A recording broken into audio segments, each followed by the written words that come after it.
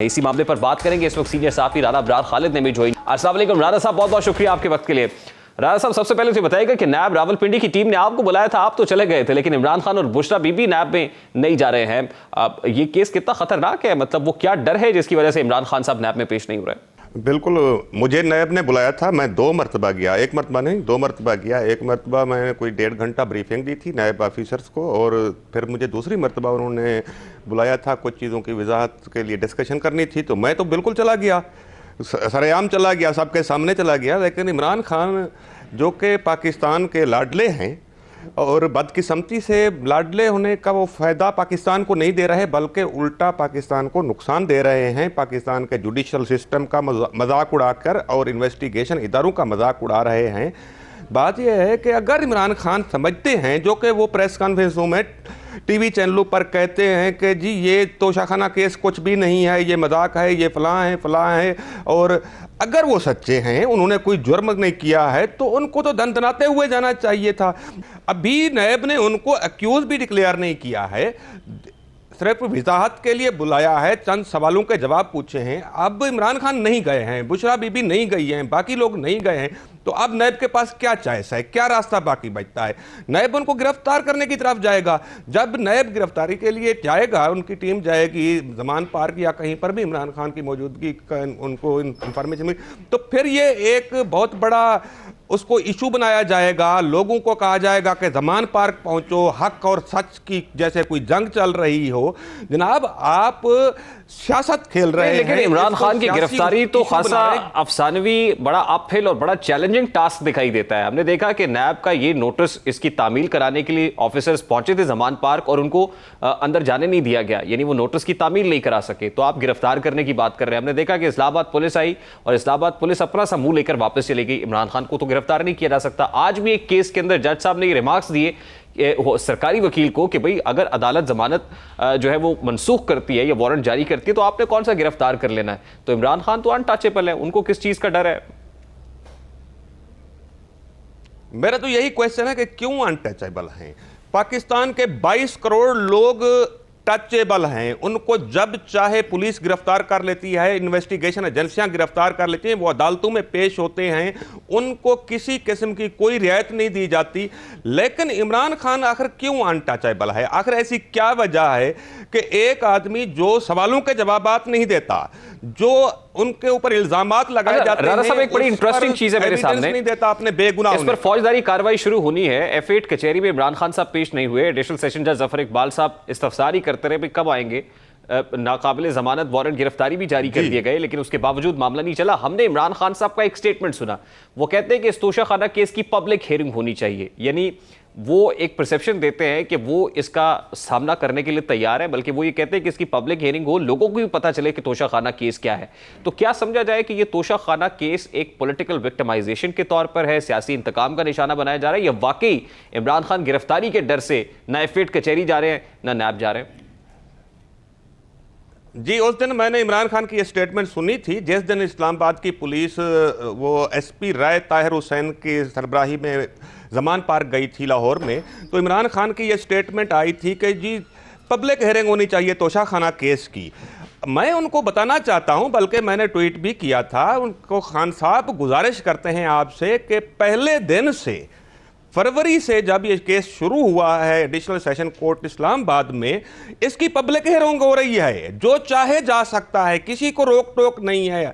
हर आदमी, हर आम आदमी भी ये हियरिंग जाकर देख और सुन सकता है। राजा साहब, अब नैब ने तहकीकात का दायराकार दुबई तक वसी किया है और वो उमर फारूक जहूर तक भी पहुंचे हैं, उससे भी कुछ सवालात हुए और तस्दीक भी वहां से उमर फारूक जहूर ने की है कि नैब की टीम आई थी और वहां पर जो काउंसलेट है पाकिस्तानी, वहां पर वो गए और उनसे जो भी उनके पास डिटेल्स थी वो उन्होंने नैब की टीम के साथ शेयर की हैं। तो how do you see this कि वहां तक जो तहकीकात का दायराकार है उसमें वसअत आ गई है, तो ये कितना मुश्किल हो जाएगा खान साहब के लिए?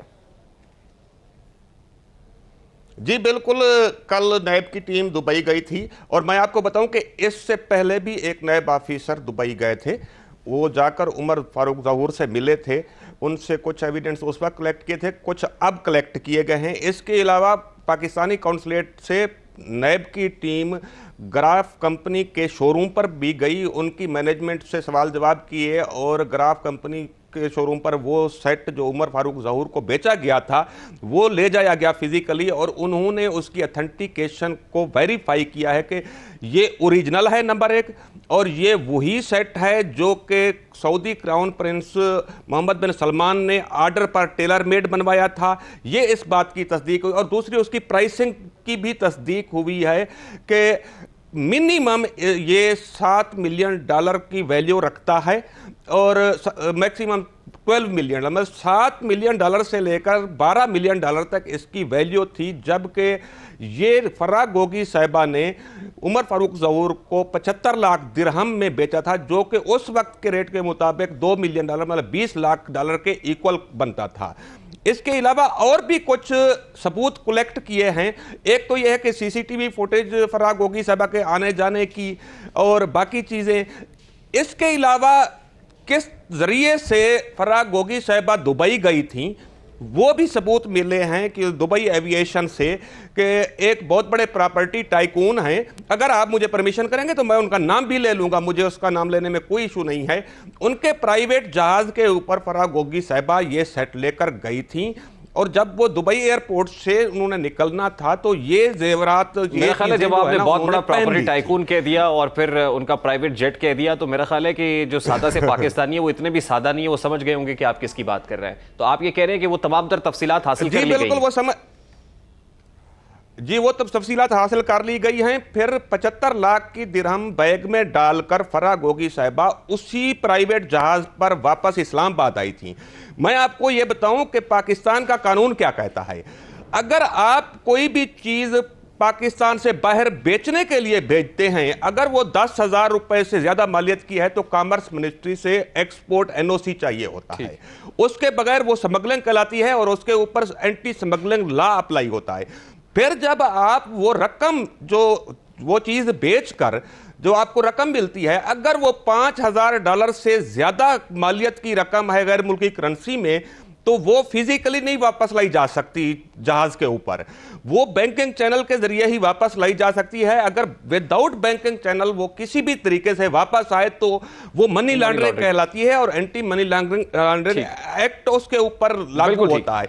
यही वजह है रियान साहब कि मैंने जो खुला खत भेजा था इमरान खान को, याद होगा आपको, बल्कि आपने अपने ट्विटर पर भी चढ़ाया हुआ था, पिछले दिनों आपने बड़ी अच्छी वीडियो भी बनाई उसके ऊपर, कि वो सलीम साफी साहब ने रोजनामा जंग में शाये किया था, मैंने कोरियर किया था, आज तक मुझे उसका जवाब भी नहीं, जिसमें मैंने 12 नुकात उठाए थे जो इमरान खान कहते हैं कि मैंने कुछ नहीं किया। मैंने उनको बताया था, आपको चैलेंज है, आप इनका जवाब कर दिखा दें कि आपने कानून और रूल्स की 12 खिलाफ वर्जियां की हैं। आप जो कहते हैं कि मैंने कुछ नहीं किया, आप इतने मासूम नहीं हैं। वो 12 सवाल नहीं, आपकी चार्जशीट है, उसका जवाब नहीं आ रहा। अबरार साहब, मुझे क्योंकि ब्रेक लेनी है, ब्रेक पर जाने से पहले आज वफाकी काबीना ने एक फैसला किया, क्योंकि राइट टू इंफॉर्मेशन एक्ट के तहत आप तोशा खाना से हासिल होने वाले तहफ़ की तफसीलात मांगते रहे, नहीं मिली।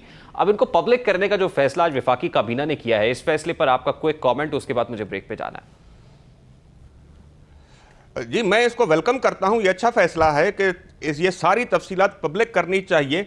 मगर रियान साहब, मैं थोड़ा सा बता दूं कि जो ब्यूरोक्रेसी होती है ना, पब्लिक करने के नाम के ऊपर बहुत सारी चीजें फिर भी छुपा के रखती है। वफाकी काबीना को ये ऑर्डर करना चाहिए कि साथ में कि जो आरटीआई के तहत जो कोई सवाल पूछता है, लेटर एंड स्पिरिट उसके अगेंस्ट इंफॉर्मेशन प्रोवाइड करनी चाहिए। क्योंकि मुझे अभी तक वो 5 सवालात मैंने पूछे थे जो फर्स्ट आरटीआई में 23 नवंबर 2020 को, उनके जवाबात अब तक मुझे नहीं मिले हैं। और कोर्ट, इस्लामाबाद हाई कोर्ट में वो केस भी पेंडिंग है, जिसकी अप्रैल में डेट है, लेकिन वो आगे बढ़ता चला है। मैं बराबर वेलकम करता हूं, मगर लेटर एंड स्पिरिट इसको मुमकिन बनाया जाए। बहुत बहुत शुक्रिया।